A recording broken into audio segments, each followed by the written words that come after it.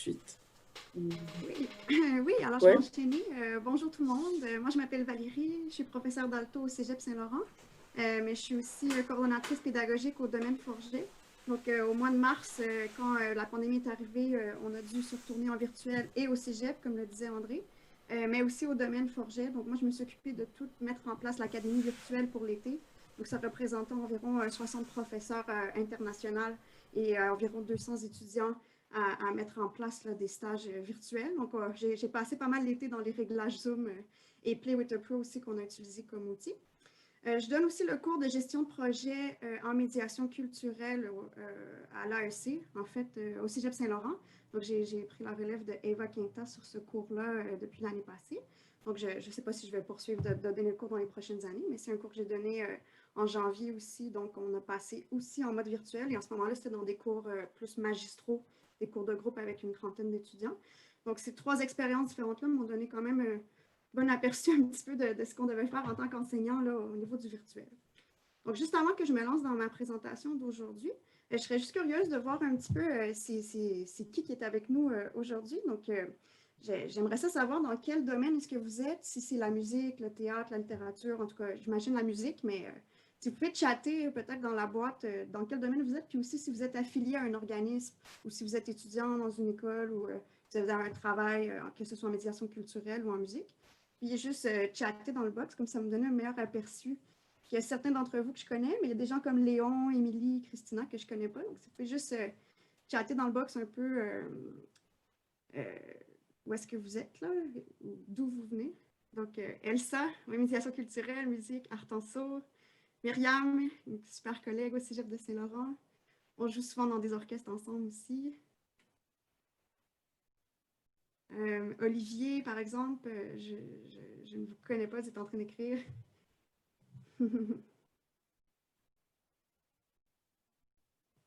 Christina, gestionnaire éducation et collectivité à la place des arts. Ah, super. Donc, en tout cas, je serais vraiment curieuse de tous vous entendre parler aujourd'hui, mais je vais aller comme fouiller un petit peu, voir vos entreprises après. André, guitariste, ben oui, merci. Sylvain, c'est nouvel employé chez Artenso. J'ai vu passer ça sur le site web. Ouais. C'est super. Olivier, je coordonne un projet d'appropriation du français, appropriation des activités socioculturelles à Montréal, à l'UDM. Ah, super intéressant.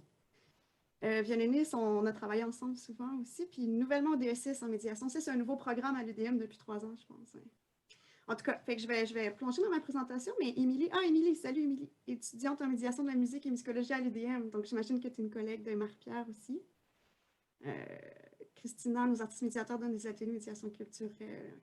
Okay. Hey, merci, déjà, ça me donne un meilleur aperçu d'avec qui je suis dans la salle. Fait que ça m'aide un petit peu à vous connaître un peu mieux.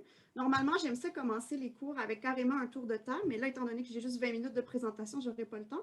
Mais quelque chose que j'ai constaté dans l'enseignement, c'est qu'à partir du moment qu'on brise la glace au début du cours, donc dès que tout le monde a dit un mot ou a pris la parole, il y a comme un sentiment de gêne un peu qui s'efface, on brise la glace, puis ensuite, j'ai remarqué que les étudiants vont plus participer, tout ça. Fait que surtout les cours avec des gros groupes, j'avais tendance même de tout le temps prendre le temps au début du cours à vraiment faire le tour, prendre des nouvelles. Les gens peuvent partager, par exemple, s'ils ont vu des spectacles ou ils ont eu des initiatives intéressantes ou s'ils participent dans un midi démo, des choses comme ça. Puis je trouve qu'ensuite, déjà, tout le monde est un petit peu plus impliqué dans la classe. Fait que je trouve ça toujours le fun de commencer avec des tours de table. Alors, maintenant, je vais donc présenter ma présentation. Je vais partager mon écran. Alors, juste donc, souvent, moi, quand je partage l'écran, je vais toujours cliquer sur optimiser le son là, pour la vidéo, puis partager le son de mon écran, puisque je partage souvent des vidéos. Donc, c'est un petit réflexe à prendre de juste cocher ces boîtes-là. OK, donc là, j'imagine que vous voyez tous bien mon écran. Super. Donc, voilà, je me suis déjà présentée, je m'appelle Valérie. Donc, avant de commencer, les petits deuils. Alors, je pense que c'est une des choses, peut-être qu'au mois de mars, qui m'a le plus frappée, c'est que j'avais plein de deuils à faire. Puis j'entendais souvent des collègues qui me disaient, par exemple, ah, ben là, c'est pas pareil que d'enseigner en vrai, je peux pas faire ça, je peux pas faire ça, c'est pas pareil, tu sais. Puis, bien évidemment que c'est pas pareil. Je veux dire, ça sera jamais pareil. On n'a pas les odeurs de curry indien ou de sueur de gym. On n'a pas les sons de la classe. On n'a pas tout le non-verbal et tout ce qui est sensoriel. On n'a pas accès à ça. On est tous derrière notre propre écran, donc il y a une espèce de solitude qui se crée aussi. Donc, c'est certain que le virtuel ne remplacera jamais le physique. Mais je pense qu'à partir du moment qu'on fait nos petits deuils, chacun de nous, ça nous permet ensuite de passer à ce qu'on peut faire. Donc, par exemple, pour moi, au niveau de ma pratique en tant que professeur d'alto, j'avais des petits deuils à faire, comme par exemple le son. Même si on fait tous les réglages possibles, on le sait qu'avec les différents équipements informatiques, les micros, tout ça, il va toujours avoir des problèmes. Donc, pour moi, j'avais un deuil de ne pas jamais pouvoir travailler le son aussi bien que je voudrais. Bon, la posture, moi, je suis quelqu'un en plus qui est tactile. Donc, souvent, je vais travailler la posture avec mes étudiants en touchant les poignets, en touchant les épaules, tout ça. Donc, ça, pour moi, c'était très difficile de tomber sur un écran. Donc, évidemment, jouer, comme André disait tout à l'heure, il disait, moi, j'aime ça jouer avec les étudiants, taper la pulsation, tout ça. C'est toutes des choses que, tout d'un coup, on ne peut plus faire, alors que ça fait 20 ans qu'on enseigne et qu'on a toujours fait ça.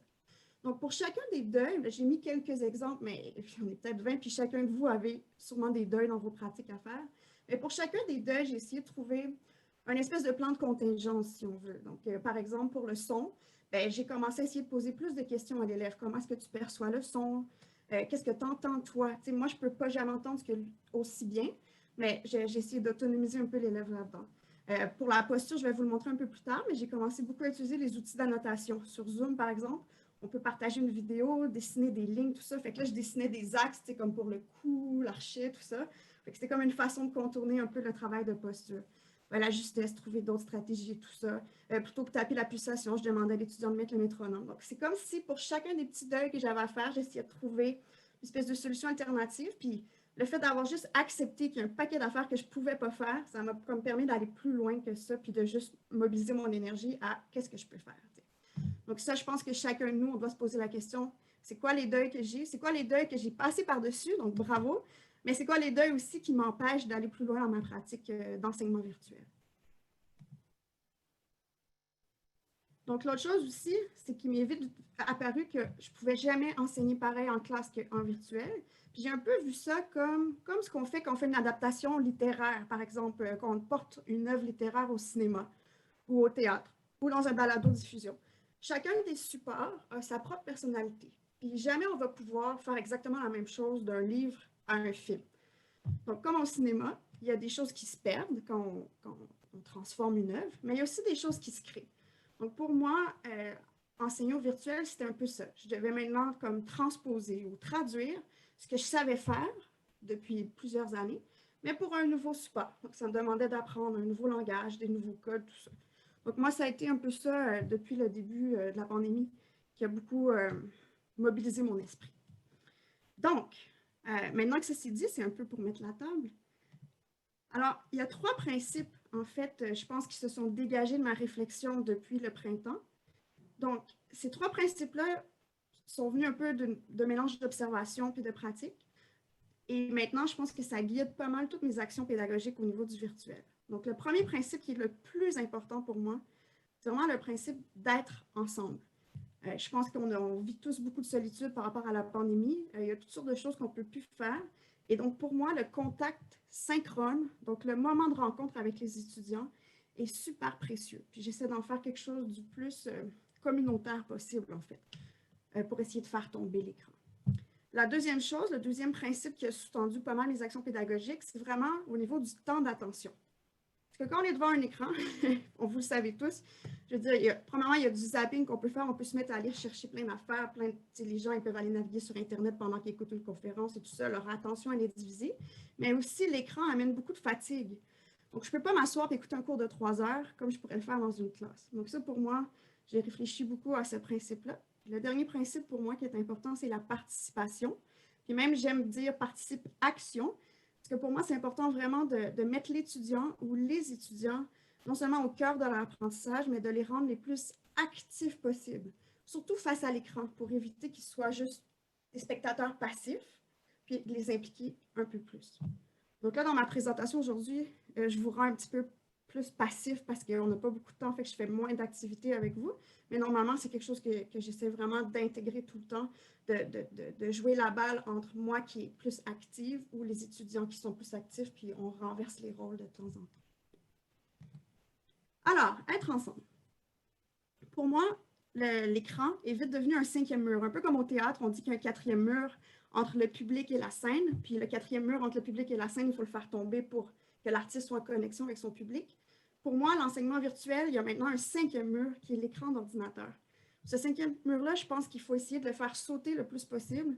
Donc évidemment qu'on ne peut pas se toucher, mais il y a toutes sortes de choses qu'on peut faire pour se sentir connecté ou se sentir ensemble. Puis pour moi, ça passe par notre humanité, en fait.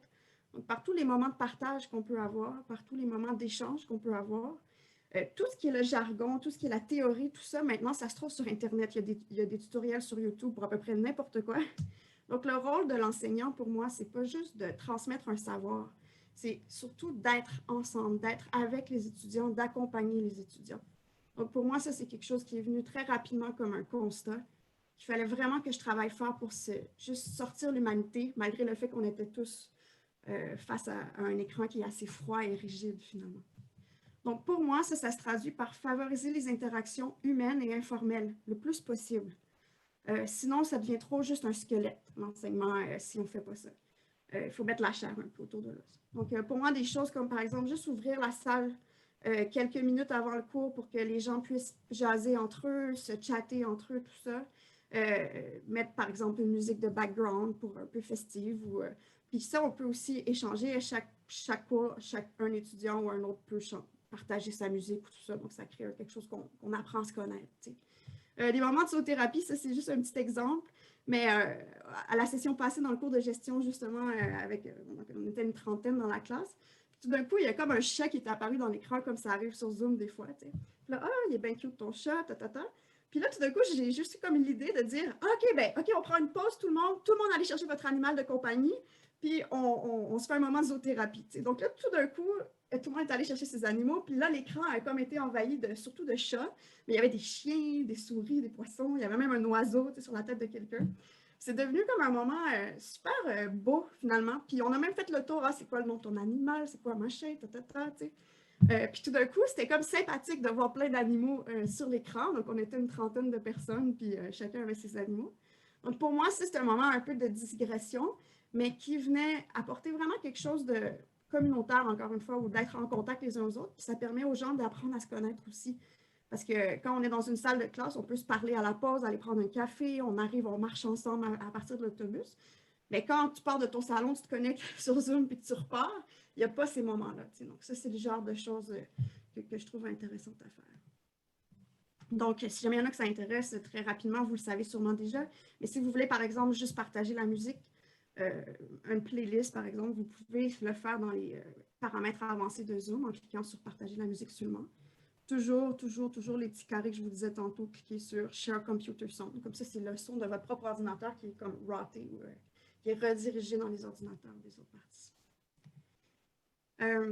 Ça, c'est quelque chose que je trouve vraiment intéressant et qu'on oublie trop souvent, c'est que donc pas dans les paramètres de la réunion Zoom, mais vraiment quand tu vas dans les paramètres de ton compte gestionnaire Zoom, ou même moi au Cégep Saint-Laurent, même si je n'ai pas la gestion du compte, j'ai quand même cet accès-là aux paramètres du compte pour le mien. Donc, il y a toutes sortes de paramètres là, puis ils changent régulièrement parce que Zoom fait souvent des mises à jour. Donc, c'est ici qu'on peut contrôler, par exemple, si on veut mettre une salle d'attente ou pas de salle d'attente, si on veut partager des tableaux blancs, si on veut faire des petites salles de discussion, tout ça. Donc, je vous encourage à toujours prendre le temps d'aller voir les paramètres du compte carrément là, dans votre navigateur, là, pas juste dans l'application Zoom, mais à partir de votre compte. Puis là, faites le tour de tous ces paramètres-là, puis il y a toutes sortes de choses qu'on peut faire. Si vous avez une licence aussi, vous pouvez faire des sondages ou des choses comme ça, mais il faut aller activer ces options-là dans ces paramètres-là. Donc là, c'est un exemple avec la salle d'attente. Il y a beaucoup de gens qui utilisent la salle d'attente pour une sécurité. Là, excusez-moi, je me rends compte que je parle beaucoup puis je parle vite parce que j'ai l'impression de ne pas avoir beaucoup de temps. J'espère que je ne suis pas trop rapide pour vous. On va me prendre une petite respiration. OK, merci Olivier. Donc, c'est ça. Par exemple, la salle d'attente, il y a beaucoup de gens qui utilisent ça comme pour la sécurité, en fait. Puis, c'est seulement l'animateur qui va permettre aux gens d'entrer. Moi, au début, c'est ça que je faisais. Mais à un moment donné, c'est ça, je me suis rendu compte que ça coupait le moment informel où les gens pouvaient jaser entre eux avant le début du cours. Donc, j'ai changé ça. Donc, j'ai enlevé la salle d'attente. Puis, j'ai aussi permis aux gens d'arriver dans la réunion avant même que moi, j'arrive. Comme ça, quand des fois, j'arrive 5 minutes avant le cours, il y a des étudiants qui sont déjà là depuis 10 minutes puis ils ont pu échanger ensemble. Donc, ça crée ces moments qui sont assez riches, en fait, d'échanges. Puis moi, j'ai pas eu jamais de problème de sécurité. Je sais que dans les nouvelles, on a vu des choses comme du Zoom bombing ou des choses comme ça. Mais moi, j'ai enlevé la salle d'attente, puis je permets aux gens d'arriver avant moi. Puis j'ai jamais eu de problème, ni cet été à l'académie, tout ça. Mais bon, c'est sûr que c'est quand même un paramètre qui est utilisé pour la sécurité. Donc, je vais juste mettre un bémol là-dessus. Là. Il y a peut-être des gens qui vont préférer garder la salle d'attente pour ça. Je pense que ça dépend du contexte. Quand tu es avec une classe que tu vois régulièrement, il se crée quand même quelque chose de... On se voit toutes les semaines à la même heure, tout ça, donc on se sent comme en confiance. Donc, c'est correct, surtout quand c'est des plus petits groupes. C'est pas comme quand on fait un webinaire avec 300 personnes, puis là, évidemment qu'on veut plus de sécurité. Donc, bon, accès à la réunion.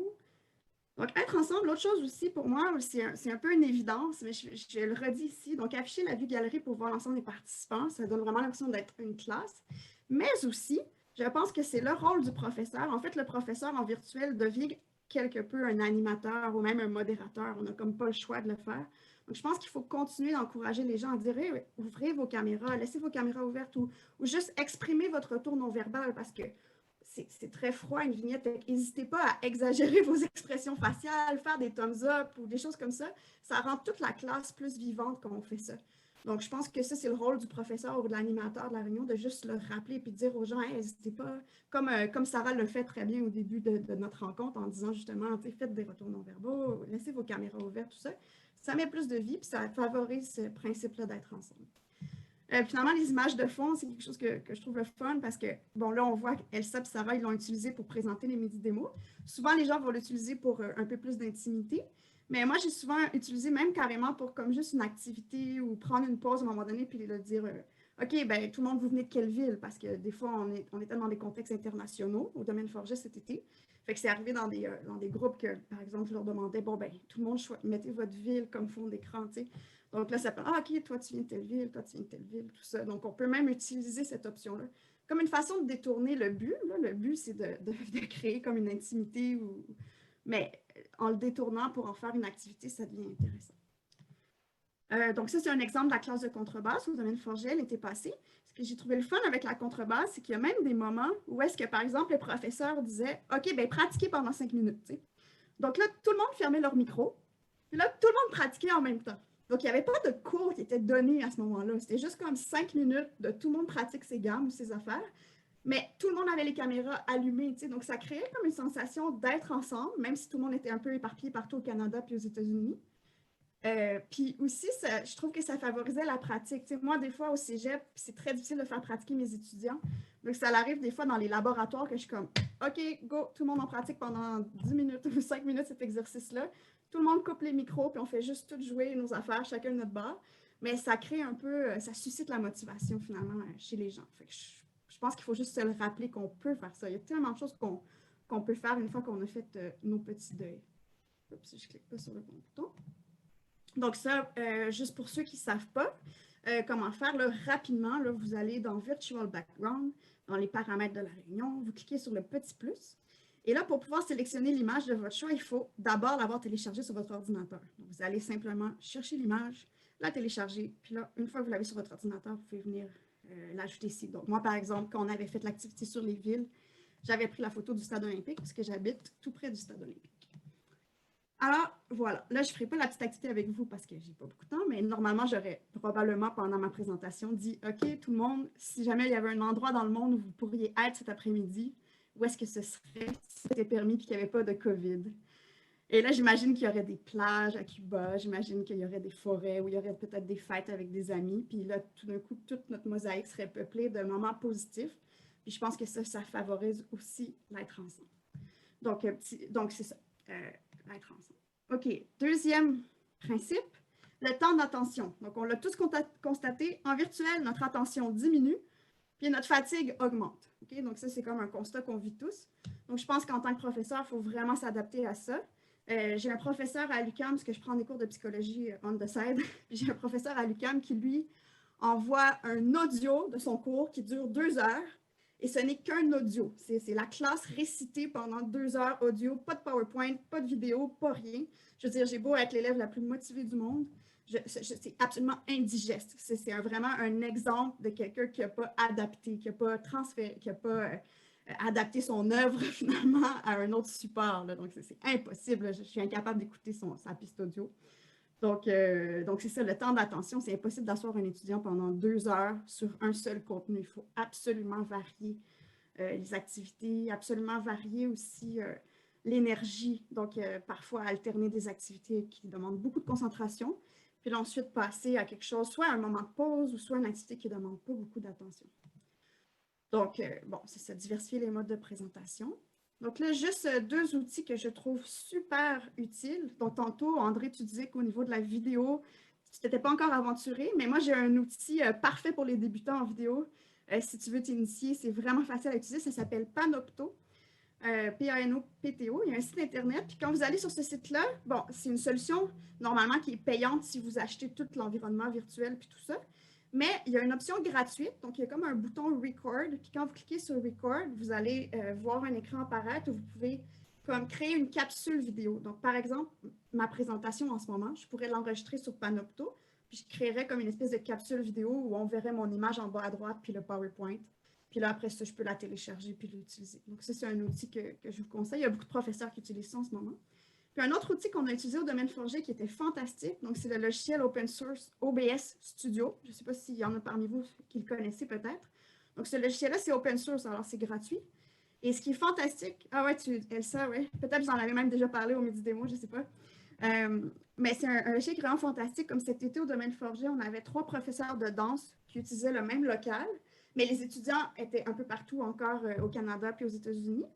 Et donc, chaque professeur de danse avait comme ses besoins particuliers. Puis on avait 2 caméras, une qui filmait le devant pendant qu'il dansait, puis une qui filmait comme le côté du corps. Puis chaque professeur, dans OBS Studio, a pu créer comme son mapping vidéo idéal avec ses 2 caméras. Donc, soit un plus grand plan, un plus petit plan, comment il est intégré. Puis ensuite, dans Zoom, c'est super facile. Donc, au lieu de choisir notre webcam intégrée, il faut choisir la caméra OBS. Et là, en même temps, le logiciel OBS fonctionne sur l'ordinateur. Puis là, tu vas choisir ton plan de caméra, puis tout de suite, Zoom va utiliser ça. Donc, c'est vraiment très user-friendly et c'est gratuit. Donc, c'est un super logiciel si vous voulez utiliser différents plans de caméra. Des gens, par exemple, qui font de l'origami, qui veulent une vidéo sur leur main, ou un joueur de piano voudrait une vidéo sur sa main, puis une vidéo sur son visage. On peut faire des choses comme ça. Alors voilà, ça c'est Panopto justement.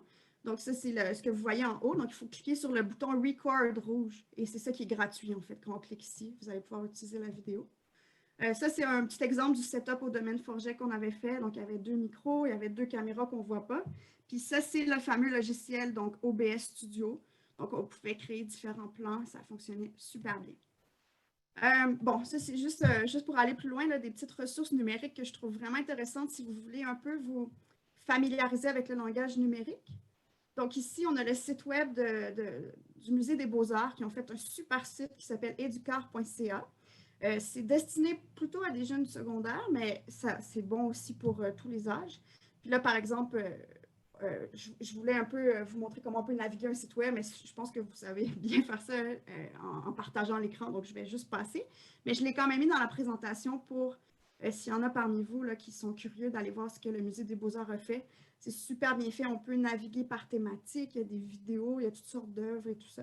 J'aimais beaucoup l'œuvre des frères Gao ici, qui je trouve un peu un pied de nez à tout ce qui est la propagande médiatique en Chine, mais moi, en ce moment, dans la pandémie, des fois, je pense que je me sens comme ça, avec tous les médias et tout ça.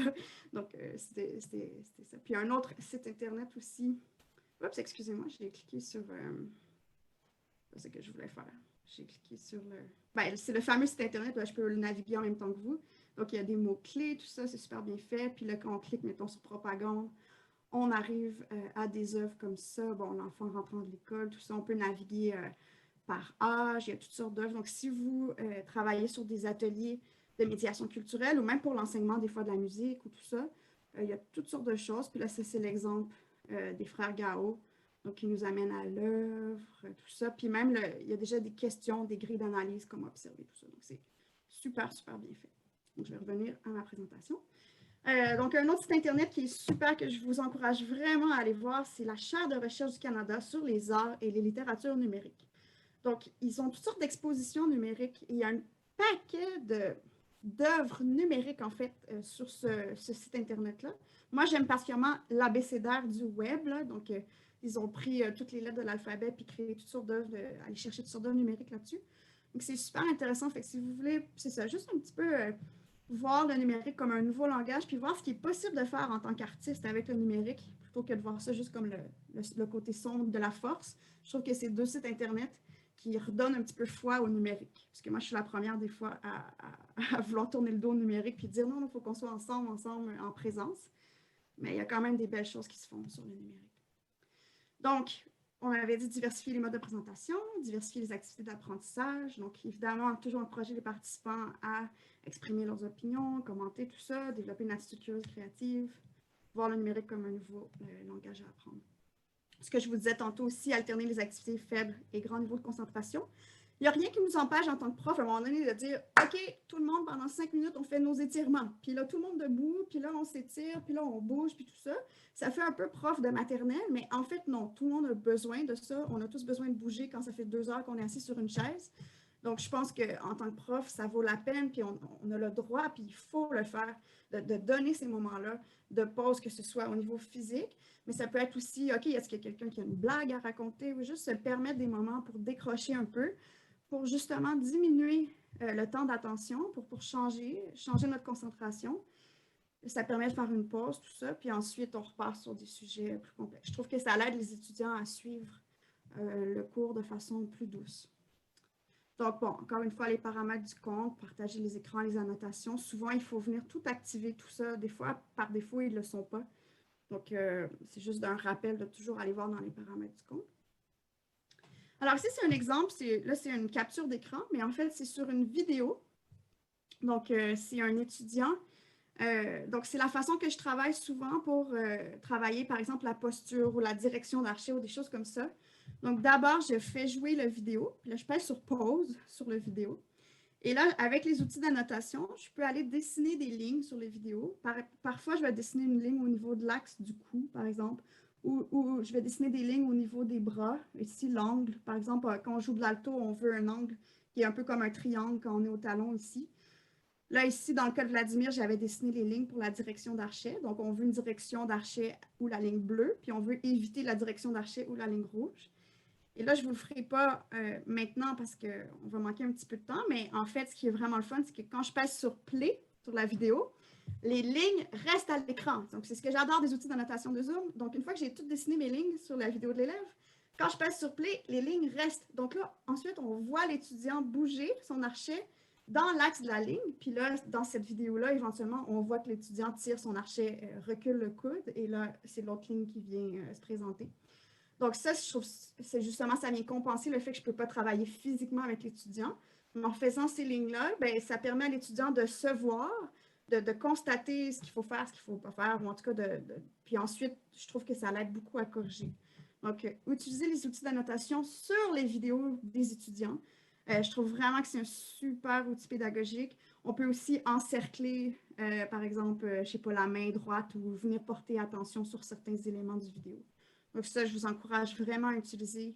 Donc, partagez la vidéo de l'étudiant qui a préalablement préenregistré, puis utiliser les outils d'annotation pour venir travailler des choses comme posturelles. Ça fonctionne vraiment bien. Bon, ici, on voit que Vladimir est un étudiant du cégep tout à fait typique, avec sa calotte à l'envers puis ses posters. Donc, merci Vladimir d'avoir accepté de te présenter à l'écran. Donc, voilà, petit récapitulatif, donc diversifier, tout ça. Et finalement, donc la participation. Donc là, j'ai préparé 2 petites activités pour le faire avec vous, parce qu'il n'y a rien de mieux que de faire les choses pour que ça nous marque et que ça nous donne des idées sur ce qu'on peut faire. Parce que finalement, mon but aujourd'hui, c'était de vous présenter un peu des observations que j'ai faites, des pratiques que moi j'ai implantées. Donc, c'est vraiment pas théorique, que je n'ai pas fait de recherche. C'est vraiment juste un témoignage de mon expérience. Mais je trouve que dans ces moments-là, des fois, peut-être que vous, il y a des petites choses que ça va allumer des lumières, puis ça va peut-être vous donner des idées pour ce que vous, dans votre propre pratique, vous pourriez faire ensuite. Donc, c'est un peu ça mon idée aujourd'hui. Donc, évidemment, l'apprentissage est dynamique et interactionnel. Donc, ça, on le sait déjà. Donc, toujours favoriser la participation active. Donc, moi, j'aime beaucoup, beaucoup utiliser les tableaux blancs. Et c'est ce qu'on va faire dans quelques minutes.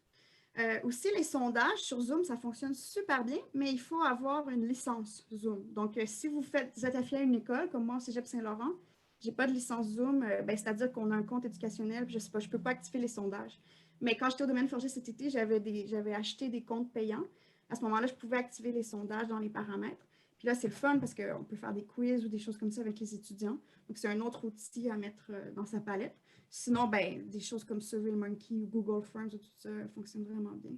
Là, je vois quelqu'un dans le chat. Ouais, OK. Fait qu'on me rappelle que le temps file. En fait, je ne vois pas l'heure parce que je suis en plein écran. Mais, OK, il est 13 heures. Donc, je sais qu'il y en a plusieurs parmi vous qui vont devoir bientôt quitter. Donc, il me reste à peu près peut-être 5 minutes. Là. Il reste juste les 2 petites activités. Donc, si vous devez quitter, n'hésitez pas à quitter. Merci d'avoir été avec nous. Et sinon, je vais juste terminer rapidement. Donc, comme je vous disais, là, il y a deux activités que je vais en faire juste une avec vous, mais c'est vraiment le tableau blanc que j'aime beaucoup utiliser. Donc, ce que je vais vous demander de faire, en fait, c'est que je vais vous faire jouer une pièce de musique. Donc, d'un violoncelliste que j'aime beaucoup qui s'appelle Pincombe. Et puis, donc, j'aime ça que vous l'écoutiez attentivement. Ça va durer juste 30 secondes, 1 minute, le clip. Et ensuite, je vais partager un tableau blanc avec vous. Puis, j'aimerais que chacun de vous utilise l'outil d'annotation. Donc, je vais vous expliquer comment faire si vous n'y arrivez pas. Et juste pour écrire, quelles sont les émotions que ça a suscité chez vous ou si vous avez des réactions par rapport à ce que vous avez entendu. Donc là, je vous partage. On va partir un petit peu. C'est pas la bonne vidéo.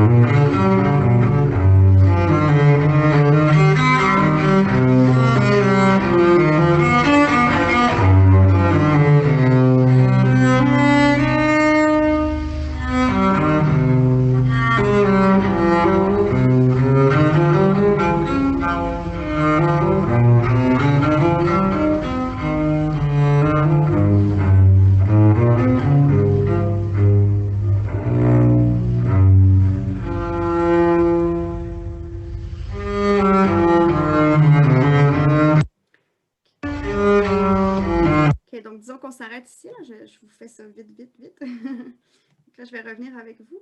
Maintenant que vous avez entendu cette pièce-là, je vais vous partager donc un tableau blanc. Et là, maintenant, vous pouvez tous prendre l'outil d'annotation. Donc, si vous ne trouvez pas, vous allez donc dans les... Merci, je dois y aller. Merci, Christina. Bonne journée. Donc, vous pouvez aller dans les contrôles. Si vous ne le trouvez pas, peut-être juste textez-nous dans le chat, puis on pourra vous aider. Donc, il faut aller choisir l'outil d'annotation. Et ensuite, vous pouvez cliquer sur texte. Et là, vous allez pouvoir écrire, mettons, les émotions suscitées. Donc, la mélancolie. Ouais. Excuse-moi, Valérie, c'est où qu'on peut aller chercher ça? Oui, OK. Donc, c'est ça le but de le faire. Donc, si moi, je vois, quand vous voyez en bas, là, est-ce que vous voyez More, peut-être, avec toutes sortes d'options? Moi, où est-ce qu'il apparaît, c'est en haut, avec l'option d'affichage. En haut, avec les options d'affichage. Puis là, tu cliques Oui. sur quoi, Myriam? Il y a une petite flèche. OK. Marie-Pierre, je ne sais pas si tu vois, là, à côté, il y a une petite flèche, puis là, ça dit annoter, puis là, ça t'ouvre le menu d'annotation. Ouais, tout le monde a trouvé. Fait qu'il y a des gens. Barbe! OK. Barbe! Hey, c'est qui a écrit Barbe? Je serais comme curieuse de savoir qu'est-ce que tu veux dire par Barbe.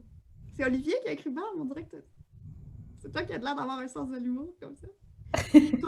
Tourmenté, intense, profondeur, vibration, remords. Ouais, donc effectivement, puis c'est toutes des choses qu'on a pu percevoir, plus sensibles, tout ça. Ouais. Donc ça, c'est juste un petit exemple rapide d'utilisation du tableau blanc. Moi, je trouve ça toujours très pertinent d'utiliser ça comme outil pédagogique parce que ça permet très, très rapidement de faire participer tout le monde. Puis ensuite, on peut discuter des informations qui sont sorties. Donc, évidemment, comme je disais tantôt, le professeur est aussi animateur et modérateur. Donc, dépendamment des clientèles avec qui on travaille, des fois, il faut un peu modérer ou juste continuer de demander aux gens Mais souvent, j'ai rarement vu des commentaires vraiment blessants ou difficiles. Souvent, les gens ils le font avec beaucoup d'attention. Donc là, c'était juste pour vous le faire expérimenter pour que vous puissiez trouver justement comment utiliser le tableau. Et oui, vous pouvez dessiner comme ça des choses. Vous pourriez dessiner. J'aurais pu vous demander d'illustrer avec un dessin comment est-ce que vous aviez perçu cette pièce de musique.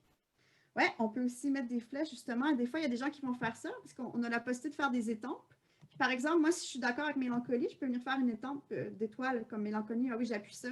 Quelqu'un a écrit sensible, tu sais, je pourrais venir cliquer ici. Fait que des fois, ce qu'on va voir, c'est que justement, il va quelqu'un qui a écrit un mot intense. Puis là, plein d'autres personnes vont venir valider que, ah oui, moi aussi, je trouve ça, tu sais. Donc, c'est vraiment quelque chose qui rend c'est ça, c'est un outil qui est super le fun là, pour travailler avec les étudiants. Donc, je voulais vous le faire essayer. Donc, je vais malheureusement effacer tous les drawings. Ah oui, je voulais vous dire aussi que on peut enregistrer le tableau blanc. Fait que, moi, des fois, je vais dessiner des notes de musique ou des altérations ou de la théorie musicale. J'utilise beaucoup le tableau blanc pour faire la théorie musicale avec les étudiants plus jeunes. Donc, des fois, j'enregistre carrément, je fais une capture ou j'enregistre le tableau blanc, puis je peux le renvoyer après à l'étudiant. Donc là, malheureusement, je vais effacer tous vos beaux dessins et tous vos beaux mots. Donc, j'efface tout. Mais merci pour votre participation au super tableau blanc. Donc, je vais quitter mon share. Alors, c'est ça. Puis là, ben, normalement, si on avait eu du temps, j'aurais juste fait une autre activité, mais on va s'arrêter ici. Donc, pour récapituler, c'est juste pour vous dire que c'est ça. Moi, mes 3 principes au niveau de l'enseignement, c'est vraiment être ensemble, favoriser comme ça les interactions humaines le plus possible, faire attention au temps d'attention, parce que comme on le sait en virtuel, c'est différent. Puis finalement, de faire participer les gens le plus possible en alternant toutes sortes d'activités. Puis j'aimerais vous laisser avec une citation de John Cage que je trouve très, très à propos. Et donc, John Cage dit « Consider all things as an experiment ». Et ça, je trouve que c'est une phrase qui me fait beaucoup réfléchir et que j'aime beaucoup parce que souvent, on est paralysé par le fait de ne pas savoir comment faire ou on a peur de ne pas faire comme il faut. Et je trouve que quand on considère tout comme une expérience, comme une expérimentation, ça nous donne le droit d'essayer des choses, de sortir de nos zones de confort. Je pense que ça nous met juste plus en lien avec les étudiants. Donc, donc voilà, merci de m'avoir reçu aujourd'hui. Super, merci beaucoup Valérie, c'était très très riche et merci André aussi, vos 2 présentations se complètent parfaitement, c'est-à-dire qu'on a vraiment l'aspect technique avec André et puis l'aspect un peu plus bonne pratique finalement et outils aussi avec Valérie. Donc c'est génial. Est-ce que même s'il est un petit peu tard, est-ce qu'il y a des questions parmi les personnes qui sont présentes avec nous aujourd'hui? Oui, Marie-Pierre, je t'en prie. Merci beaucoup Valérie et André. Petite question, est-ce que vos PowerPoint avec plusieurs références, on va pouvoir y avoir accès? Ou c'est Elsa qui peut me répondre en fait? Oui, ben, c'est ça. On va récupérer les PowerPoint puis dans l'espace virtuel, la maison virtuelle de la médiation culturelle. Puis, ouais, c'est ça, ils seront tous accessibles avec l'enregistrement aussi.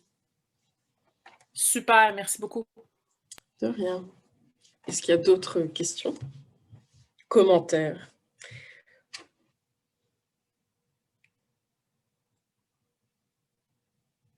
Eh bien, parfait. Ben oui, ben merci beaucoup d'avoir été là avec nous pour ce dernier midi démo de la saison. On ne sait pas quand on se retrouvera ni sous quelle forme.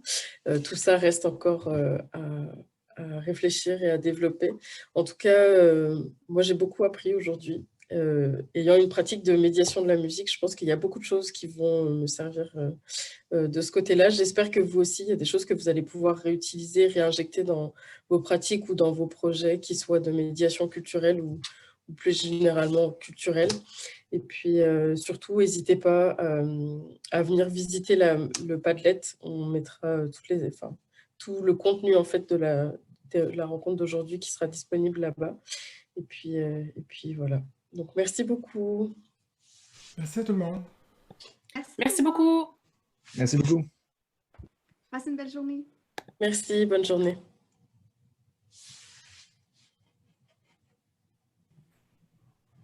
Bon, ben, à la prochaine.